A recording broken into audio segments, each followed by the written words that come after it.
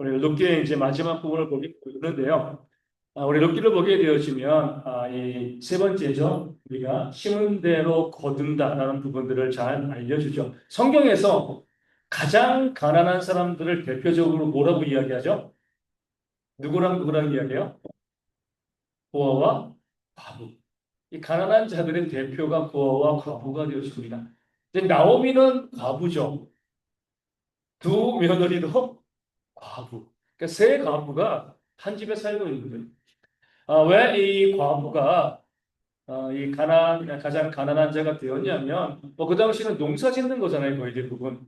그러니까 노동력이 없으면 먹고 살 수가 없습니다. 그런 상황 가운데서 나오미는 늙었고요. 두 며느리 오르바와 루스는요 젊었죠. 그러면 생각해 보면 나오미가 살 수 있는 방법은 뭐예요? 그 며느리들의 공양을 받는 겁니다. 젊은 자에 그렇죠. 유일한 생계 수단인 거죠. 나오미 입장에서는 두 며느리가 뭐 무엇을 하건 뭐 장사를 하건 또 남의 밭에 가서 뭐 남은 곡식을 거두어건 이 며느리들이 있어야지 본인이 먹고 살 수 있는 겁니다. 그럼 어떻게 해야 돼요? 뭐 며느리들을 끝까지 붙잡고 있어야 되는 시어머니고. 그런데 이 나오미는요 정말 놀라운 결단을 내립니다. 룻과 오르바에게 뭐라고 이야기해요? 너희는 젊으니까 너희 길을 가라. 나는 나 혼자 고향으로 돌아가겠다.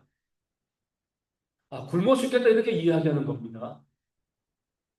내가 굶어 죽어도 나는 너희가 그 젊은 너희가 나이 많은 이 시어머니를 봉양하는데 너희의 인생을 쓰는 거 내가 원치 않는다는 거예요. 놀라운 결단이죠. 자기 생명과 자기 목숨보다 그 며느리들 더 아끼고 사랑한 겁니다. 그러니까 며느리들에게 너희 살 길 찾아가. 제가 해. 나는 그냥 알아서 살게. 어떻게 살게요? 어떻게 살려고요? 방법은 없어요. 그럼에도 이 나오미에게 있어서 더 중요한 건 뭐예요? 며느리들이 살아가는 그 며느리들이 잘 먹고 잘 사는 것, 자기의 삶을 살아가는 것을 바라기 때문에 자기의 유익을 포기하고요. 그 며느리들을 집으로 가라고 이야기합니다. 근데 처음에 나오미와 오르바와 루스는 어때요? 저희가 어머니 떠나지 않겠습니다. 그런데 이쯤 되면 그냥 나옵니다. 그래. 내가 보냈는데 너희가 안 가겠다고 하니까 어쩔 수 없지. 그래, 같이 가자. 이렇게 해도 되는데 나오면 또 어떻게 해요? 또 간절히 며느리들을 설득합니다. 아니다. 너희 인생을 위해서 나를 따라오지 말고 가라. 그러니까 오르바가 나오미 시어머니를 떠났다고 해서 나쁜 며느리가 아닙니다. 오르바도 그 나오미 시어머니를 봉양하려고 했는데 어머니가 간절하게 이야기하니까 그 말을 듣고 떠난 거죠. 근데 롯은 어때요? 그 롯은 시어머니를 따라 가겠습니다. 먼저 그 며느리들에게 사랑을 심은 거죠. 그들을 위해서 자기를 포기하는 그런 모습을 이 나오미가 먼저 보인 거예요. 나중에 이 나오미가 누구 때문에 먹고 살죠? 그 룻 때문에 먹고 사는 거잖아요. 보아스가 이야기합니다. 너의 그 소문들, 내 살길을 찾아가지 않고 젊은 자를 따르지 아니하고 시어머니를 위해서 내가 얼마나 애썼는가 내가 다 들었다는 거예요. 그러면서 그 룻과 결혼하고요. 그 시어머니 나오미를 봉양하는 그런 모습이 룻기 가운데 나와 있습니다. 심은 대로 거둔. 우리가 제가 수도 없이 말씀을 드렸는데 정말 우리가 무섭게 이 말씀을 봐야 돼요. 내가 심은 대로 내가 다 거두게 된다. 내가 남에게 잘해주면은요, 내가 좋은 것을 받게 되어 있습니다. 남에게 못되게 굴면은요, 내가 못된다. 그러니까 재난을 겪을 수밖에 없는 거예요. 잘 생각하시오. 우리 하나님을 믿는다라고 하면, 안 믿으면 상관없어요. 하나님을 믿는다라고 하면 하나님께서는 공의로운 분이시기 때문에 우리가 심은 대로 거두게 하시는 겁니다. 얼마 전에 이제 어떤 신부님이 그 책을 써서 이제 인터뷰한 기사를 봤습니다. 뭐 제목은 잘 모르겠고요. 또 이제 내용만 제가 봤는데 원수 사랑에 대한 거예요. 아주 쿨하게 말씀을 하시는 거죠. 어떻게 사람이 원수를 사랑하겠냐? 이렇게 말씀을 하시는 거예요. 원수 사랑하다가 뭐야? 내가 화병나 죽는다. 이렇게 이야기하시는 거죠. 그런 말 들으면 어때요? 너무 좋죠. 그래, 맞아. 어떻게 우리가 원수를 사랑하겠어? 내 능력이 안 되는데 원수를 사랑하다 보면 내가 화병내고 내 이 성품도 안 되는데 내가 죽는 거 아니야? 그러니까 이제 원수 사랑하는 거? 그래. 뭐 내가 안 해도 괜찮아. 그 책의 요지가 그런 거예요. 우리 받아들여야 되나요? 아니죠. 성경은 뭐예요? 원수를 사랑하라는. 근데 원수 사랑하라 제가 자꾸 말씀드리잖아요. 누구 때문에 주신 말씀이에요? 나 때문에 주신 말씀이에요. 나 때문에. 원수를 미워하고 살면 네가 죽으니까. 그 마음속에 미움을 심으면요, 내가 미움당하고요. 남에게 분노하면 내가 분노를 받게 되어 있습니다. 저는요, 하나님이 주신 말씀 중에 가장 좋아하는 말씀 중에 하나가 왜 원수 갚는 것은 내게 있다. 아, 무서운 말씀이잖아요, 그렇죠? 야, 네가 원수를 사랑한다고 해가지고 그 원수가 잘 되는 거 아니야. 심은 대로 거두는 거야. 그가 너에게 악을 행했으면 내가 그것을 갚을 거야, 그 몸이 되어. 네가 굳이 그거 갚을 필요가 없어. 심은 대로 거두는 거잖아. 근데 네가 원수를 미워하면 네가 미움받는 거. 원수에게도 그 원리가 적용되어지만요, 나에게도 적용이 되어지는 거예요. 내가 원수가 너무 미워가지고 내가 용서하지 않으면 내가 용서받지 못하는 겁니다. 원수를 미워하면 내가 미움받게 되고요. 원수를 공격하면 내가 공격당하게 되어 있습니다. 하나님의 말씀을 우리가 믿으셔야죠. 원수는 내가 갚아줄게. 네가 갚을 필요가 없어. 내가 알아서 공유롭게 갚아줄 거니까 너는 그를 그냥 사랑해. 이 사랑한다는 것이 말씀드리지만 뭐 끌어안고 깨고 이게 아니잖아요. 그렇죠? 마음에서부터 우리가 그 미움을 지워버리는 거예요. 그냥. 마음에서부터. 이 정도만 하면 사랑입니다. 우리가. 미워하고요, 분노하고 이런 거 지워버리고, 아이, 그래. 없는 사람 치고, 아이, 그래. 내가 그래도 원수라도 잘 됐으면 좋겠어. 그런 마음 가지시면 충분한 거예요. 그렇죠? 원수 사랑하는 겁니다. 결국 마음에 미워하거나 부정적인 마음을 품지 말라는 거예요. 그건 내가 알아서 할 거니까. 너는 마음속에 좋은 마음을 품으면 내가 너에게 좋은 것으로 갚아 줄게. 이게 바로 하나님께서 우리 가운데 말씀하시는 그 심은 대로 거두게 하시는 그런 원리가 되어지는 거죠. 우리는요, 좀 지혜롭게 생각하셔야 돼요. 무엇이 나에게 유익할 것인가? 우리 주찬이가 사업을 크게 해서 연봉 한 20억씩 버는데 친구가 20억 너무 적은가요? 친구가 이 사기쳐가지고 1년 연봉 20억을 다 떼어먹고 도망가 버렸어요. 우리 김효심 씨는 뭐라고 이야기하시겠어요? 지구 끝까지 찾아가서 받아내 이렇게 하시겠습니까? 20억 더 벌면 되는 거잖아요. 그렇죠? 예, 연봉 20억인데. 작은 돈은 아니지만 그 원수에게 돈 받으러 가다가 아들이 죽는 거예요. 내가 부모라고 하면 저는 그럴 거예요. 잊어버려. 다시 벌면 되잖아. 그것 때문에 마음이 막 분노로 가득 차고요. 이렇게 하면 그 아들이 죽는 거예요. 부정적인 마음을 가지고 있으면요, 마음의 근심은 성경에 뭐라고 했어요? 뼈를 상하게 한다고 그랬어요. 내가 죽는 거예요. 우리가 잘 생각해 보면 나쁜 놈들은요, 정말 잘 살아요. 걱정도 없습니다. 평안해요. 그래서 나쁜 놈들이 오래 사는지 모르겠어요. 그래가지고 욕 먹어서 오래 사는 것이 아니라 나쁜 짓을 하고도요, 그 마음에 그게 없어요. 제가 이제 지난주에 어떤 영상을 보니까 빌라 이 갭 투자해가지고 수백 채를 갖고 있더라고요. 그리고 보증금도 잘 안 줘요. 세금도 체납하고. 부인과 위장 이혼했습니다.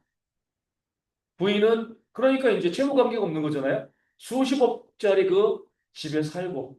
그러면 이제 국가에서 열정만 있으면 그 수십억을 번 근거를 대라라고 이야기하게 되는데 그것까지는 안 하고. 그러니까 부인과 위장 이혼해서 혼자 딴 집에 살고 있는데 그 집을 쳐들어간 거죠. 문을 안 열어주니까 문을 강제로 개방하고 왔어요. 신발장에서만 5억이 나왔어요. 5만 원짜리로 신발장에서만. 네. 근데 너무 마음도 편하고 잘 살아요. 나쁜 놈들의 특징이에요. 보면 선한 사람들이 마음 상처 많이 받아요. 나쁜 놈들은요, 마음 편합니다. 나쁜 놈들은. 그러니까 무슨 말씀을 드리냐면 내가 나쁜 놈, 그 나에게 원수처럼 대한 그 사람들에 대해서 분노를 품은 나만 손해라는 거예요. 그 나쁜 놈은 남에게 나쁜 짓 하고요. 전혀 신경 안 쓰고 살아갑니다. 문제 없어요. 그러니까 그 심판은 누구에게 맡기라고요? 하나님께 맡기다. 내가 알아서 해줄게. 원수가 없는 것이 나에게 있잖아. 그러면서 우리는 그 원수에 대한 그 나쁜 마음 차라리 잊어버리세요. 잊어버리.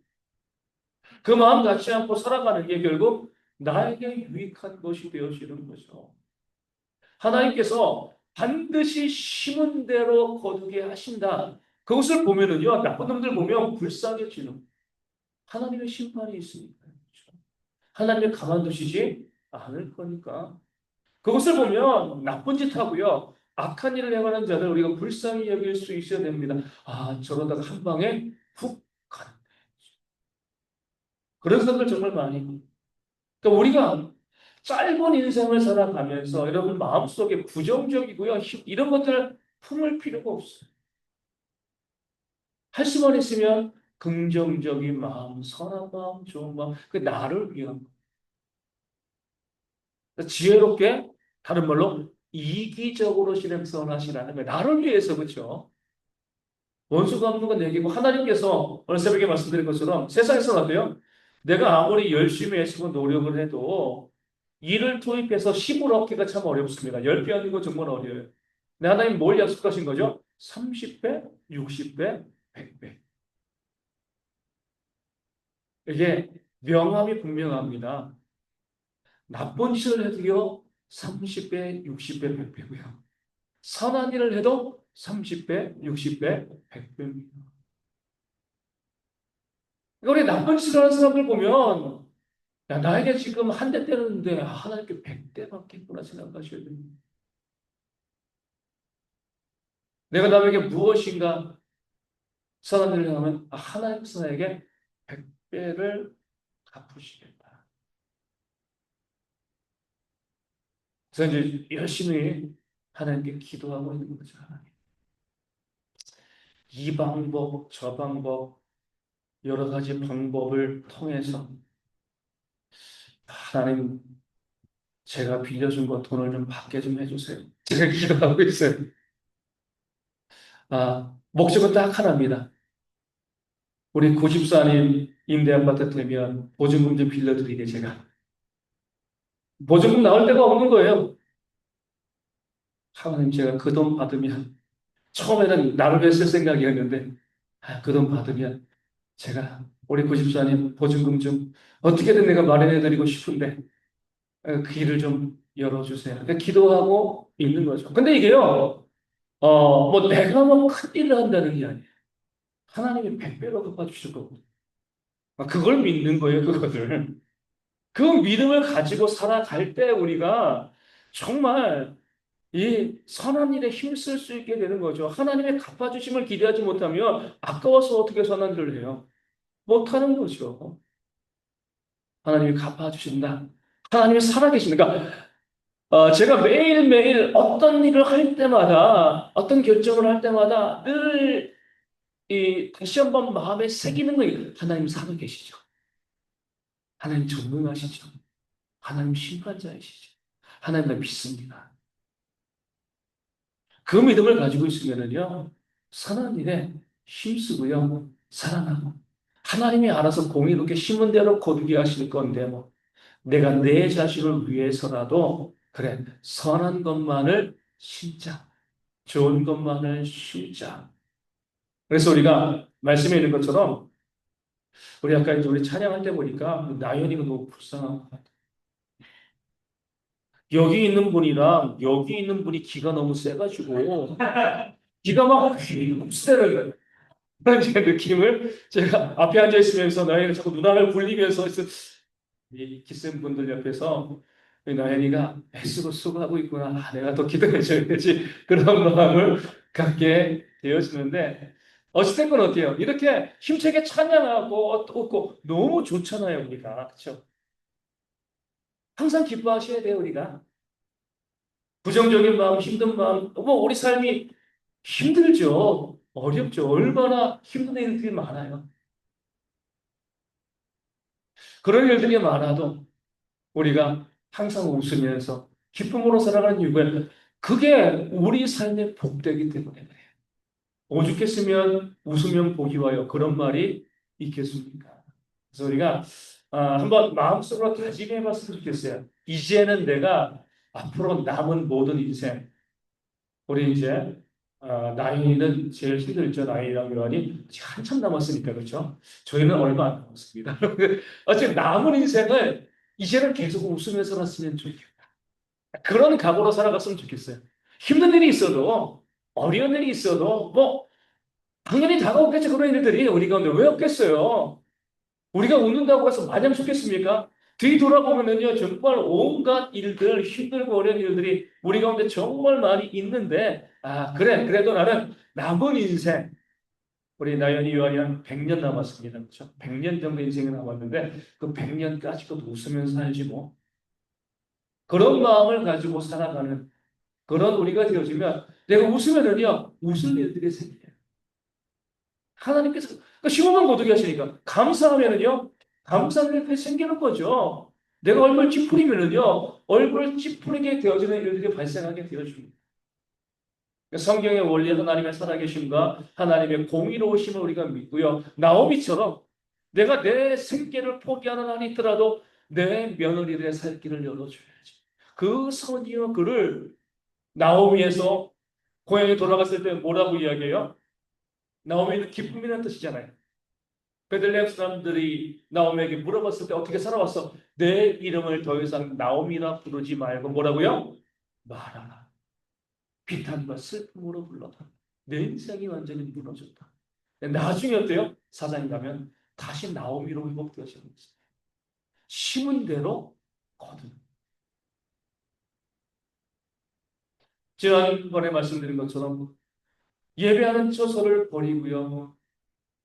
잘 먹고 잘 살기 위해서 모압으로 갔을 때 남편과 두 아들을 잃었어요. 그것도 심은 대로 거둔.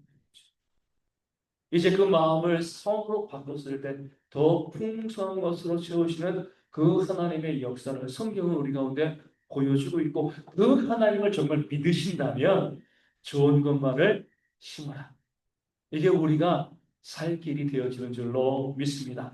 마지막으로 감정보다 이성이죠. 보아스는요 롯에 대한 호감이 있었어요. 비록 모압 여인이고요. 한 번 결혼하고 남편이 사별한 그런 이제 돌싱이죠. 남편 사별로 돌싱이 되었는데 그런 사람이지만 또 가난한 사람이잖아요. 그렇죠? 롯이. 반면에 보아스는요. 부유하고 유력한 사람이었어요.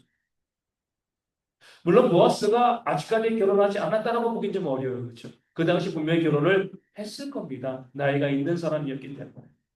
그러니까 롯에 대한 호감을 가지고 있었습니다. 그러니까 롯도 어때요? 그 보아스에게 자신을 의탁한 거죠. 시어머니에게 허락도 다 받았어요. 그럼 뭐 하면 되는 거예요? 롯과 결혼하면 되는 겁니다. 그런데 보아스는요, 그 모든 감정을 이성으로 얻는 거죠.